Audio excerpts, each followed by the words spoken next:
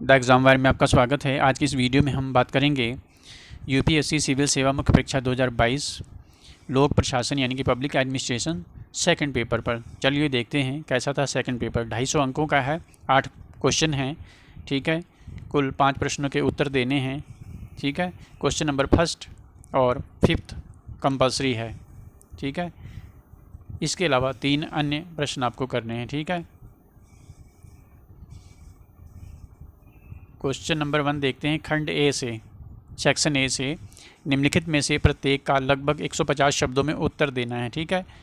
मुगल प्रशासनिक व्यवस्था केंद्रीयकृत निरंकुशवादी थी, टिप्पणी कीजिए।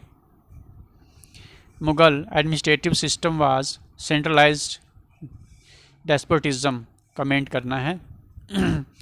बी है, उपनिवेशवाद से लेकर वर्तमान तक बदलते हुए समय के बावजूद जिला कलेक्टर का पद सराहनीय रूप से अभी भी टिका हुआ है, टिप्पणी करना है, ठीक है।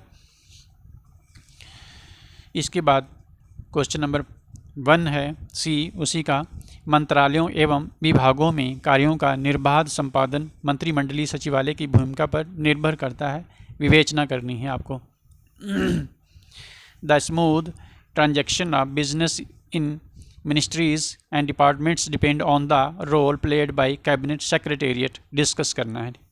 इसी का डी है, भारत सरकार अधिनियम 1935 भारतीय संविधान का सबसे महत्वपूर्ण स्रोत है, इसकी विशेषताओं की पहचान करनी है, ठीक है। तो ये पॉलिटी से रिलेटेड है तो इजी है, किया जा सकता है। इसके बाद ई है, मुख्य सचिव राज्य और केंद्र सरकार के बीच मुख्य संचार कड़ी है। The chief secretary is the chief communication link between the state and central government, explain करना है आपको, ठीक है। क्वेश्चन नंबर 2 है, भारतीय संघ का ढांचा कुछ असम्मित यानी कि असमेट्रिक विशेषताओं के बावजूद काफ़ी हद तक सम्मित है यानी कि सिमेट्रिक है। भारत में भारित और विभेदित समानता के सिद्धांत के माध्यम से राज्यों तथा केंद्र शासित क्षेत्रों की स्थिति का परीक्षण करना है आपको, ठीक है। क्वेश्चन नंबर 2 का बी है, आत्मनिर्भर भारत अभियान एक प्रगतिशील नीति है, विश्लेषण कीजिए, ठीक है। द आत्मनिर्भर भारत अभियान is a progressive policy analyse, ठीक है। सी है, सांकेतिक नियोजन सार्वजनिक एवं निजी गतिविधियों के बीच समन्वय को आश्वस्त करने हेतु नियोजन एवं बाजार तंत्र का एक मध्य पथ है, व्याख्या कीजिए। और क्वेश्चन नंबर 3 है, विगत 3 दशकों के दौरान हुए नवीन आर्थिक सुधारों ने न केवल औद्योगिक लाइसेंस अनुज्ञा पत्र के क्षेत्र और सार्वजनिक क्षेत्र के लिए अनन्य आरक्षित क्षेत्र को हटाया है, बल्कि विद्यमान सार्वजनिक उपक्रमों की स्वायत्तता को भी अतिक्रमित किया है, परीक्षण करना है आपको, ठीक है। और बी है, राष्ट्रीय भारत परिवर्तन संस्थान यानी कि राष्ट्रीय भारत परिवर्तन संस्थान जिसे नीति आयोग कहा जाता है, हमारे देश की विकास कार्य सूची तैयार करने में सुपर कैबिनेट बन चुका है। उपयुक्त उदाहरण सहित इस कथन का परीक्षण करना है, ठीक है। क्वेश्चन नंबर 3 का सी है, संवैधानिक स्थिति के बावजूद जिला नियोजन समितियां योजनाओं को तैयार करने और उन्हें क्रियान्वित करने में अस्तित्वहीन बनी रही हैं, विवेचन कीजिए, ठीक है। Despite the constitutional status the district planning committees remained a non entity in preparation and implementation of plans, discuss. भारतीय न्यायिक व्यवस्था शीघ्र न्याय प्रदान करने में असफल रही है, न्यायपालिका के सम्मुख चुनौतियों का परीक्षण कीजिए तथा उन्हें दूर करने के उपाय भी सुझाइए, ठीक है। तो वर्तमान में ये समस्या आपके सामने है, करंट का क्वेश्चन भी है, ठीक है। जनरल स्टडी से भी रिलेटेड है ये।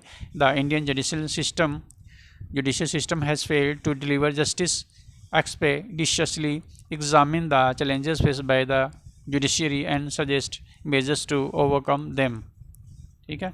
क्वेश्चन नंबर 4 भी है, एक राष्ट्र एक कर नीति के संदर्भ में संघ राज्य वित्तीय संबंधों से संबंधित विवादों के विशिष्ट क्षेत्रों का विश्लेषण करना है, ठीक है।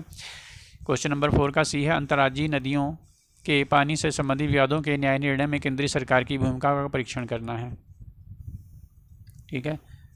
इसके बाद सेक्शन बी है, निम्नलिखित में से प्रत्येक पर लगभग 150 शब्दों में उत्तर देना है। भारतीय संविधान के 14th पार्ट के संदर्भ में सरकार में पार्श्व प्रवेश भर्ती का परीक्षण करना है, ठीक है।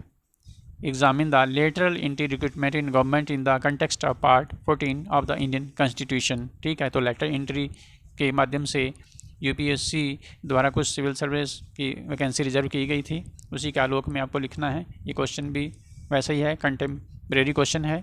और बी है, प्रतिभूतियों में निवेशकों के हितों को सुरक्षित करने में भारतीय प्रतिभूति और विनिमय बोर्ड यानी कि सेबी की भूमिका का परीक्षण करना है। सी है भारत में नागरिक अधिकार पत्र प्रशासनिक व्यवस्था को नागरिक केंद्रित बनाने के उद्देश्य में सफल नहीं हुए हैं, कारण दीजिए। भूमंडलीकरण के प्रारंभ के अनुगमन में पारंपरिक नौकरशाही प्रतिमान अपने महत्व को खोता प्रतीत होता है, टिप्पणी कीजिए। ई है नगरीय स्थानीय निकायों की वित्तीय उपयुक्तता तभी वास्तविक बन सकती है जब उन्हें सार्वजनिक वित्त में उचित हिस्सा प्राप्त हो, व्याख्या कीजिए। The financial stability of the urban local bodies can become a reality only when they receive there due share of public finances, explain करना है। क्वेश्चन नंबर 6 का ए देखेंगे। राष्ट्रीय वित्त आयोगों की अनुशंसाएं आवश्यकता आधारित होने के बजाय मानक आधारित होती हैं। इस कथन के प्रकाश में 15वें वित्त आयोग के विचारार्थ विषयों का विश्लेषण करना है, ठीक है। और बी है मिशन कर्मयोगी का उद्देश्य भारतीय सिविल सेवकों की क्षमता निर्माण में वृद्धि करना और अभिशासन में सुधार करना है, विवेचन करना है, ठीक है। The objectives of mission Karmayogi is to enhance capacity building of Indian civil servants and improve governance, discuss करना है, ठीक है। सी है प्रशासन पर संसदीय नियंत्रण न्यायिक नियंत्रण का प्रतिस्थापन नहीं है, टिप्पणी कीजिए। Parliamentary control over administration is no substitute for judicial control, comment. Question number 7 है भारत में बहुसंख्यक लोगों के उत्थान के लिए सरकारी हस्तक्षेप जीवन का एक केंद्रीय तत्व बना हुआ है, फिर भी नीतियों का प्रभावी क्रियान्वयन लोक सेवकों के नैतिक मूल्यों पर निर्भर करता है, विवेचन कीजिए। क्वेश्चन नंबर 7B है आज सरकारी संस्थानों की निर्णय लेने और कार्य करने की व्यापक एवं अंगघाती अनिच्छा की मुख्य वजह नियंत्रक एवं महालेखा परीक्षक है, विवेचन कीजिए, ठीक है। कंट्रोलर एंड एडिटर जनरल यानी कि CAG is a today a primary cause of wide spread and paralysing unwillingness on the part of government institutions to decide and act, discuss करना है, ठीक है। क्या आप सोचते हैं कि नवीन स्थानीयवाद 74वें संवैधानिक संशोधन अधिनियम 1992 की भावना को निर्वासित करता है, ठीक है।